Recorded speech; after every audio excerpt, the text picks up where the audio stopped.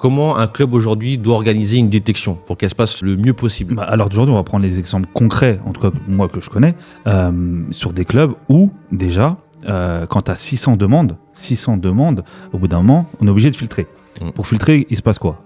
Il y a soit la catégorie, enfin le niveau, district, ligue, peu importe, soit le club où il évolue, parce qu'on le connaît, parce qu'on a déjà, il évolue à côté, donc on connaît à peu près les joueurs qui sont susceptibles d'intégrer notre club. De là, déjà, on a déjà peut-être filtré sur les 600, on a peut-être filtré 300 joueurs.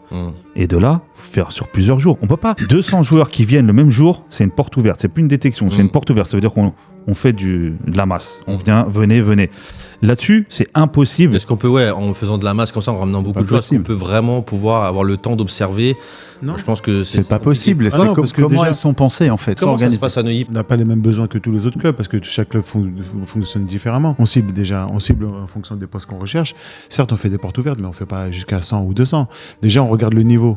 Et après le niveau, on sait que par exemple, on a déjà un défenseur central arrière gauche qui est déjà au club et qui est déjà formé au club. On va pas chercher un arrière gauche. Moi, je suis contre les niveaux. Ça permet d'enlever beaucoup de joueurs. Moi, je suis pour des grandes portes ouvertes, mais à l'année, sur plusieurs années, on fait des grandes portes ouvertes. Parce qu'aujourd'hui, voilà, c'est bien, on recrute pour les U16 R1. Nos détections, c'est ouvert qu'au R2, au R3. Et en district, voilà. Vous, les joueurs du district, vous n'êtes pas bons au foot, vous n'avez pas le niveau pour jouer en régional. Donc, vous n'avez pas accès à nos détections. Un joueur du district, tu l'as vu, parce qu'il y a des joueurs du district qui peuvent jouer aussi des fois largement en ligue.